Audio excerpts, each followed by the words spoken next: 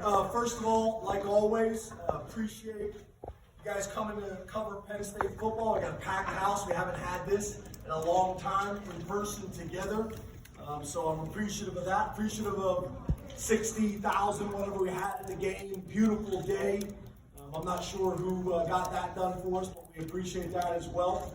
And for the most part, we stayed healthy, got a ton of reps, managed a challenging situation with our offensive line based on numbers.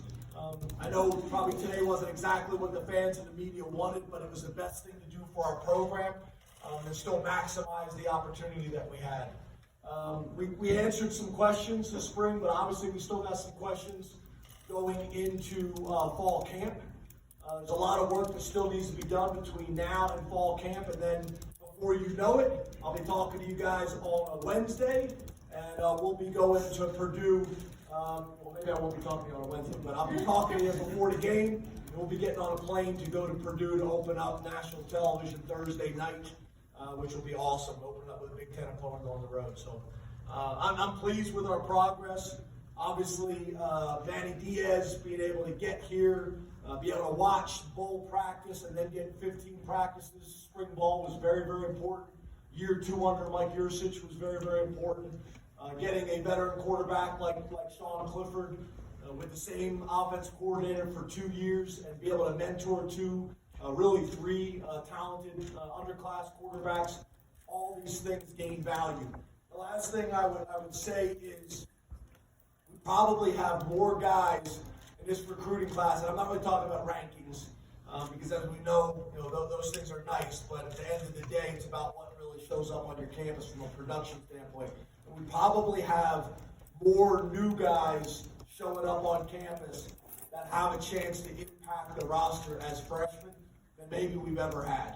Maybe one other class that did that. So I'm excited about that. Where I think this class may be different is obviously we've all seen the increase in mid-semester grads. We're getting more guys that are graduating early and coming in, learning the system, and then going into summer with a chance to truly compete. So overall, I'm excited about it. Again, I appreciate you guys being here, and I'm happy to answer questions.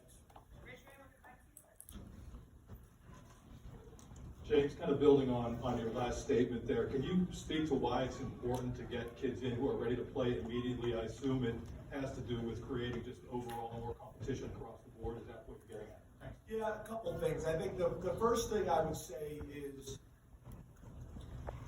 we don't pressure guys. I think some schools really are adamant about them having to graduate early and get here. We don't, but the numbers are just naturally rising. People see it as an opportunity to get ahead academically. As you guys saw, Micah Parsons say Mike graduated in 3 years. You're talking about getting ahead academically in a semester. There's also value in football. You have to show up and you have to adjust academically, athletically, and socially all at once, all in the fall semester. Where maybe other sports like basketball, you're able to come in and adjust academically and socially, and then adjust later in the semester or the second semester when it comes to basketball. So there's value from that perspective. And then obviously depth. You look around college football, everybody's struggling with depth in the spring ball based on some of the new rule changes. So it helps from that standpoint as well. So there's a lot of reasons why I think it makes sense, but I do think it has to be the right kid in the right situation, because literally you go from being a high school student on a Wednesday to like a college student on a Monday. It happens fast. So you got to be ready for that. Coach, looking back over your 15 spring practices, who were some guys that stand out to you because you're able to look at the entirety of it, not just week 1, week 2, week 3, week 4? Yeah, that question I always struggle with because, when I do it, and I missed a guy, and then somebody's upset or somebody's parents are upset. And then obviously what we see what's going on nationally right after spring ball, some feelings can be hurt. So I'm going to answer your question. I don't love the question, but I'm going to answer it. Guys that probably stood out, I'm just going to kind of go through my mind with this, but Jair Brown, Tig, obviously led the nation in interceptions last year, but again, I thought he built on it this spring and this winter workouts. I really feel like we got 3 other safeties that really flash at times. So I think we have, and I've said this before to the people that come every single week, at a lot of positions, I'm not ready to say we're as talented with the starters that we've ever been, but we have positions where our depth is as good as it's been, where the drop-off isn't as significant to the number 2s and number 3s. At corner, Kalen King, I think really stood out, this spring. At linebacker, I would say the move of John Sutherland to the field backer, I think has been very obvious to everybody. That was the right thing for us to do, and that was the right thing for John to do. I think he's got a chance to have a big year. Defensive line, just having Adisa back. You guys know we felt like he had a chance to be a really special player that missed last year. So having him back, it's great to see that athleticism, coming off of the edge. And I would say the same thing at D tackle that I said at safety. I think we have more depth at D tackle without a significant drop-off than we've had in the past. On the offensive side of the ball, I know it's a long answer. I would say at right tackle, at center, and left tackle with Caden, Sal, and Olu, I think those 3 guys played really well. They took a ton of reps this spring. We are going to have a really good competition at guard. We'll still have competition at those positions, but we'll have a really good competition at guard. See how that plays out. Getting Salim Wormley back from injury that we lost last year is really valuable. We got as good of a tight end room, I think, as anywhere in the country. Our depth there is really good. And then wide out, with Parker and Keandre back, I thought Mitchell Tinsley came in and did some really good things that you'd expect out of a veteran wideout. And then again at wideout, I think we got a chance to have a legitimate 2 deep that we probably haven't had. At quarterback, Sean's had his best spring. Vayu was able to build on the success that he had in the Rutgers game. And then I think someone asked me last week, I know it's a long question. I just keep talking, maybe there's no more questions, I'm done. But somebody asked me about reps of the quarterback, how we divvied that up. So kind of getting to the quarterbacks. That's Sean and me both had really good springs, and the 2 young guys really flashed some potential. But when it came to reps, I know somebody was asking about this. Clifford was able to get 201 reps this spring, and that's attempts. I'm not talking about just overall reps. I'm talking about attempts. Vayu had 183. Alar had 134, and Probula had 132. Don't overread into the 2 rep difference, which I know somebody will make a big deal out of that. But I thought that was good. I thought it was awesome to see Gabe Duosi today punt the hell out of the ball. He hadn't done that all spring, to be honest with you. Some guys, when they get in the stadium, Beaver Stadium, in front of the fans, the light goes on and they play well. I thought he did that today. I thought Barney Moore was great all spring. That's important, obviously.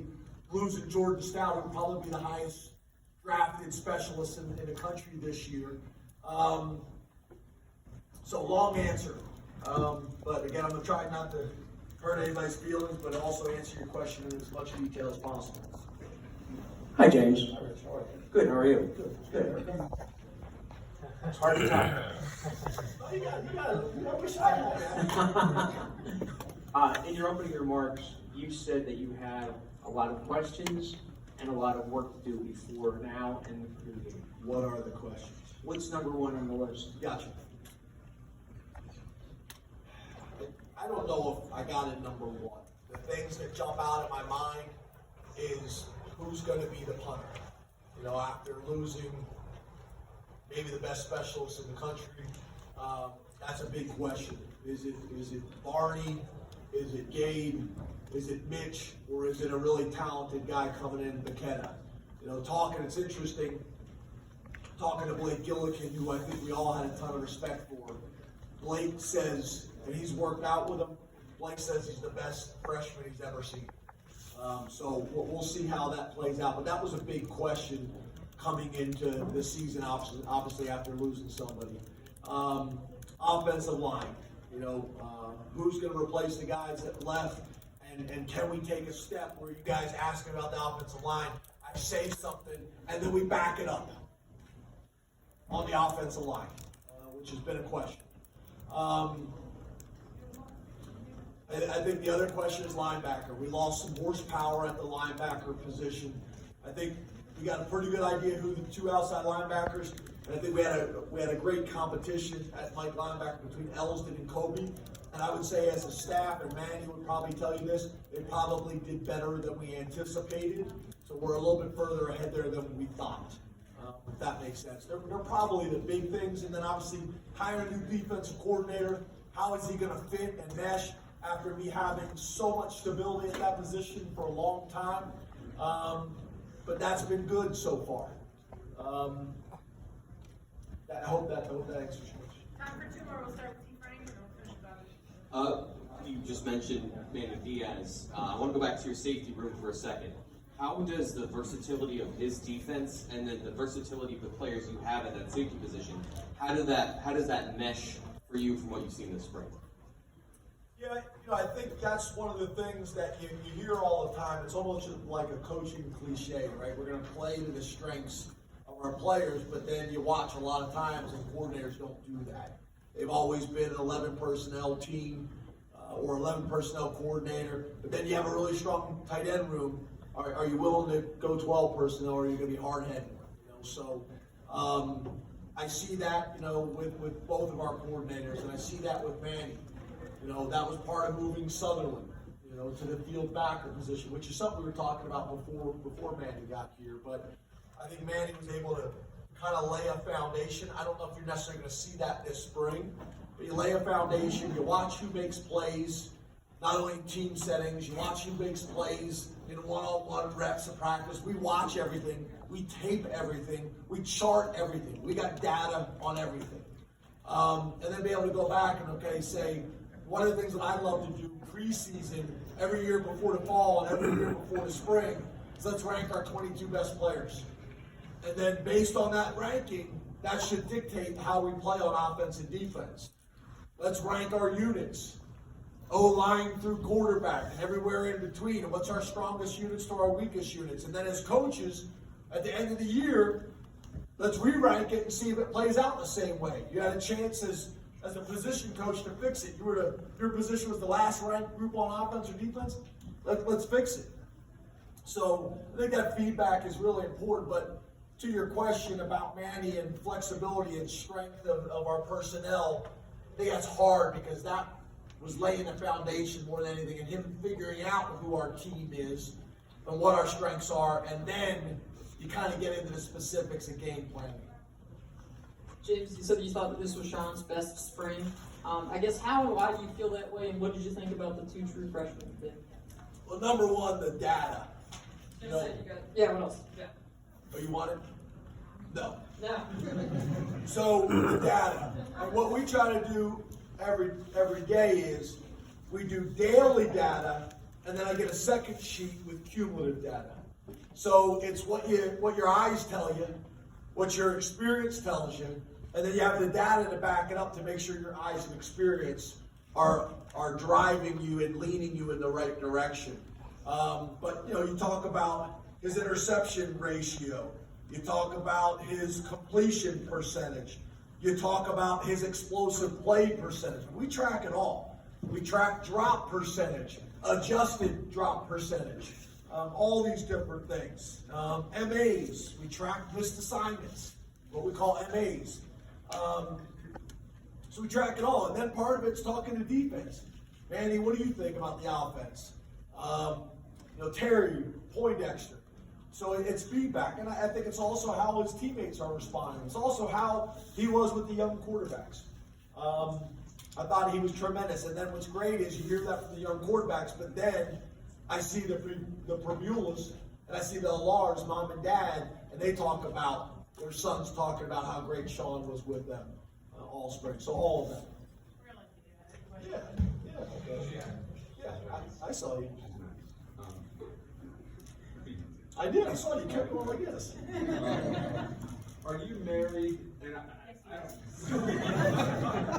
Yeah. That was the question. I could've- 16 years, because for me it's Shola +1 because it happened on the honeymoon. Is that too much information? Just being honest with you. We've been 8 years or 9 years. I guess I don't together. have a question. Yeah, there you go. Yeah, my phone just changed.